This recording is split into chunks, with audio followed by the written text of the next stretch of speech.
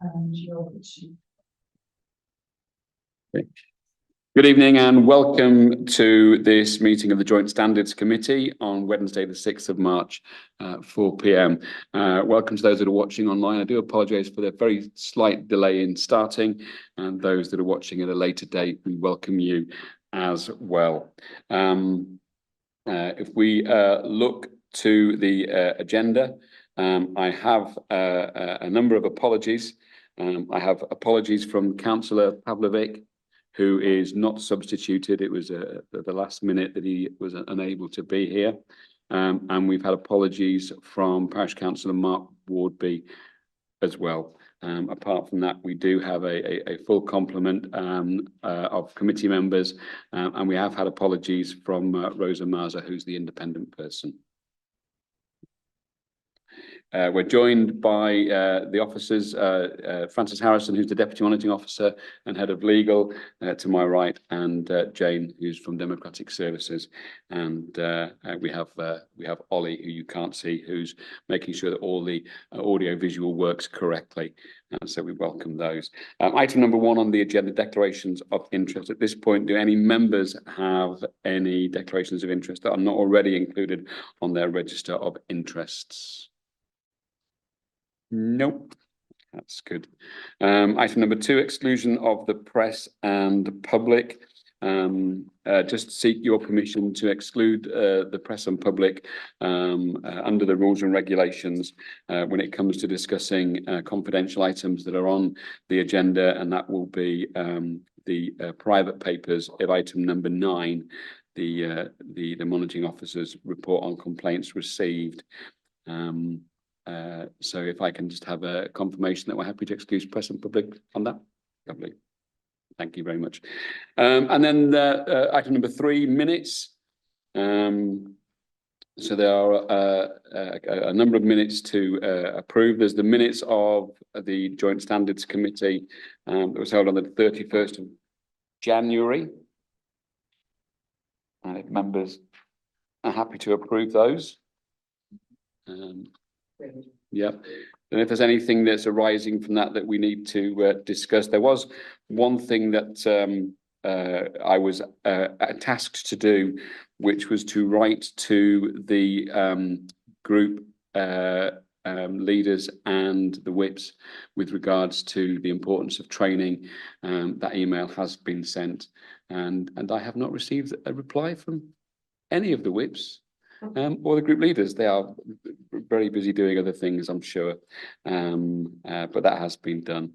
So happy for me to sign those. And then the Joint Standards Subcommittee, Assessment Subcommittee on the 30th of January. Those of us that were at that meeting are around this table, so I'm just looking to you to confirm that you're happy for us to approve the meeting, the minutes for the 30th of January. Yep, comfortable with that. Okay, and then on the 21st of February. Lovely. Thank you very much. Okay, so that deals with the minutes. And item number 5, which is urgent business. There are no items of urgent business to discuss, which then leads us on to item number 6, which is public participation. And we've had no registered speakers for public participation.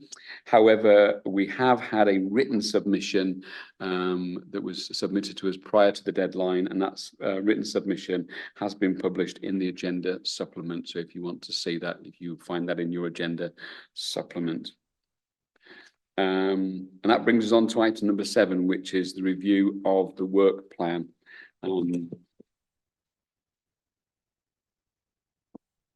So we had got down on the review of the work plan to look at the member training update, and we've knocked that back to April because we want to ensure that every single member's had an opportunity to respond, to do any statutory training that's required. And if we have a meeting now and then in a meeting in a month's time, we just felt that if we knocked it back to the April meeting, we'd have a fuller report, and we'd have some feedback from, hopefully, from the individual groups, and we can give you a much fuller report at the next meeting. So that's been put back, but it is on the agenda, on the work plan for the next meeting. Anything that anybody feels that we need to put on the April meeting that's not already on there? Nothing on for the meeting after April. Councillor Rawlings. It's just a very minor point, really. It's not about the work plan per se, but I noticed the 8th of April is a Monday. Is that a reason we've moved it to a Monday? Good question. Personally, Mondays are more difficult for me, but nevertheless, I can manage around it. But I just wondered if there was a reason behind that. I don't know why it's been moved to Monday. The new municipal calendar is just being agreed at the moment, and I believe all the meetings are on Tuesdays from then on. Right. Okay. And will that be the reason why we've omitted a work plan moving forward after April? Then is that because it's been okay? I kind of get that. I mean, just it's important to stress this now. So the 8th of April, and thank you, Councillor Rawlings, for bringing that to our attention that it is a Monday. I can have a workaround on Monday, so I can do that Monday. What are members? Will any of the members struggle for that Monday the 8th? I know you need to consult your separate councillors. Okay, timings, would the timing still be okay? I mean, I couldn't do any later. No. But I would say same comment. It was just why it moved when we have that tradition. It works well for this committee, but I can make a Monday. It's just more challenging. And if it was before 4 o'clock, it would be very difficult for me. Yeah. Okay. Right. So as a one-off, we'll accept it being a Monday, but it will be Tuesdays moving forward in the new municipal calendar is published. So unless anybody has anything very urgent to go on the 8th of April meeting, which looks like there's plenty on there already, I'm going to move us on to the next agenda item. So this is item number 8, which is the annual report for 23-24, and we're asked to consider the report. Just as a little bit of history, this was first introduced about 4 years ago by the previous monitoring officer, and it's not meant to be a blow-by-blow account of what happens in joint standards over the year, but it is meant to be an informative document, a little bit about what we do, how the process has worked, but also some of the headline figures that are in there. So if you haven't had a chance to have a look at it, just have a quick flick through, and if you feel there's anything in there that we need to include that we haven't, then I'm more than happy for you to make mention of that. It doesn't need to go to full council just for their approval, but as most of you know, it's added on at the very end and we nod it all through. So if there's anything that anybody wants to have a look at on there, so you'll find it on page 15 effectively is the draft report.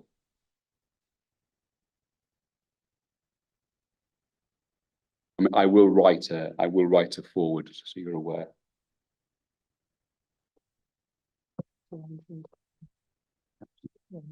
Oh, sorry, Councillor Rawlings, I had my head down. That's all right, Chair. Chair, I just wanted to say that I thought that the report improves every year, and I like to see the way that more and more pictorials are put in there, as it's an easy way for people to get a snapshot. We're bombarded by documents these days, and the easier we can get to get that information into ourselves, the better. So I actually think the report's been very well put together and an improvement on previous years. Thank you. Yeah, thank you, Councillor. I mean, it is a response to members, and when we've discussed this in the past, you know, to have more kind of comparisons and more breakdowns. And as I say, the graphs, even though they're in black and white, do look really helpful. Okay. Anybody got any comments other than the nods of approval that we seem to be getting? Okay, so I will do a forward for that, and then we'll get it we'll get it finished and out. What I probably will do is, once the forward has been written, we will send it out to you as a separate email just for you to have a look at, just so you've got it ahead of it going to full council. Councillor Rawlings. Chair, if I may, I'll just come back very briefly. There was only one point that I've made a note of. There were actually more complaints in this year that was just finished than the year before, which is always disappointing. I personally believe that that's kind of a cycle, and when we're in an election year, there tends to be more complaints that come up as part of the election process. And looking at the actual complaints in question, that seems to be bared out. I'm not concerned about it, but we'll be looking for future years, hopefully, for that to be improved and a reduction in the number of complaints against all members. Yeah, no, very good point.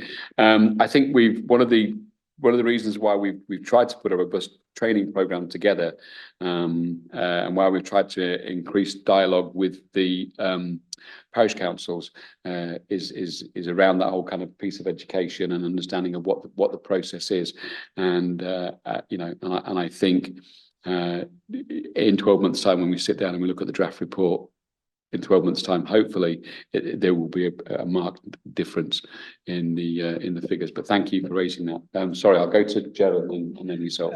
Because someone says something, I want to immediately think to something else. And I think the key issues aren't the number of the complaints which are politically influenced by the side. I'd like to see why that would happen. But the number of complaints which are considered worth investigating, and then the number of complaints having been investigated result in a finding that it's in scope. And so I wouldn't think that the in scope number would have varied very much.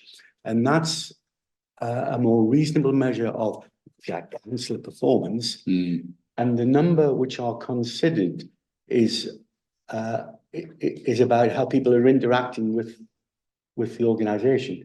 But it's those which are considered to have issues that need examining, and those that haven't been examined are considered to be appropriate to produce a finding that are the key issues for comparison between years. Good, thank you, Joe. Yeah. Is that supplementary from that, or okay? Can I just go to Francis? Then okay, Councillor Fisher. I did notice there's a significant increase in the number of parish council complaints relative to the number of city council complaints. And I think there is a reason for this. I think we've got a situation now where a vast number of parish councillors are short of members. And that makes it far easier for some difficult and awkward people to get onto the councils, because the council has no right whatsoever to refuse an application. I think that may relate to the fact that some parishes are encountering difficulties with individual members. Okay, point noted. Yes. Chair, the only point I wanted to highlight was perhaps something that the committee could claim some part of success in, and that was the number of complaints relating to declarations of interest had significantly gone down. That was one of the things that this committee highlighted was a particular training need. I think it flowed from the changes around what interest looked like a few years ago, and it's taken a while for that to sink in, but I think the training that's focused around that perhaps has contributed to the decrease in complaints of that particular nature. Okay, thank you very much, Francis. Yes, please do. Yeah, just a follow-up really from Councillor Fisher. I think we do have to be a very valid point. I totally agree with you. I think we have to be careful when we're looking at numbers with parish councillors. Point I've made many times. There are far more parish councillors than there are City of York councillors. So whilst the percentage of complaints against parish councillors may be greater, in proportion to the number of actual members, it's substantially less. The other point I would make is that quite often we've seen there is a disturbance between people in one particular parish council, which might lead to numerous complaints, whereas across the board it's more spread politically in the City of York structure across all members from all different sectors of the City of York. So it can be disproportionate, I think, in the way that we present it as a percentage. I agree with how it's presented, but I think we have to have that at the back of our mind. Yeah.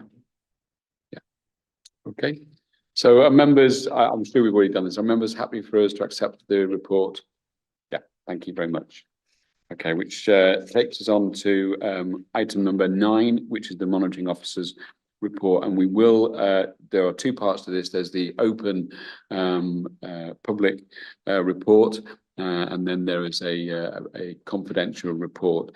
So I'm going to ask the Deputy Monitoring Officer to just present the public report and ask members if they wish to seek for clarification in the public domain. Again, please, as is obvious, don't identify anybody in this discussion, even if you kind of know who they are.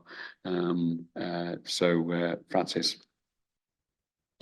Thank you, Chair. Not a great deal I can add in the public session to the detail of the complaints. I think what's reflected in the report is that the cases are progressing through the system steadily. You know, we are managing to refer them on to subcommittees, get them dealt with at subcommittees, getting them closed. You know, the work is progressing. I think is reflected in this report. The details of how they're progressing and the who's obviously a matter for the private session. Councillor Rawlings, and I think Joe looks like you're going to come in. But thank you, Chair. I think you have played down the congratulations that should be behind this report, to be honest with you. There are fewer complaints on this report than I have seen for many, many years. And the oldest date on the report, whilst longer than we would hope for, is actually relatively short period of time compared to what we've been experiencing. Yeah. So I'd like to commend officers in bringing that forward and in us getting together for the subcommittees in order to keep it clean. It's critical in my mind that we look at every single complaint, but it's also just as critical to realise that most complaints are not founded, and it can lead to an awful lot of worry for individuals who are accused. The quicker that we can finish them and close the cases, the better it is for all concerned. Thank you, Chair. In some ways, I hate following Councillor Rawlings because it's a variation on that. Was all I was going to say. There are 6 live complaints. Now, when I first became involved, there were definitely more than 6 live complaints, and I've only been involved for a relatively short period of time. So 6 is much of an improvement. I've seen too many of them pass through my computer, but nevertheless, there are only half a dozen of them around. And that is a sign of, if nothing else, administrative progress. But I think it's also, it's a subcommittee processing committee processing issue as well. Yeah, thank you, Joe. Any other comments? No, I think it is proof that we have now got a robust process in place. Previously, we've had limited access to IPs.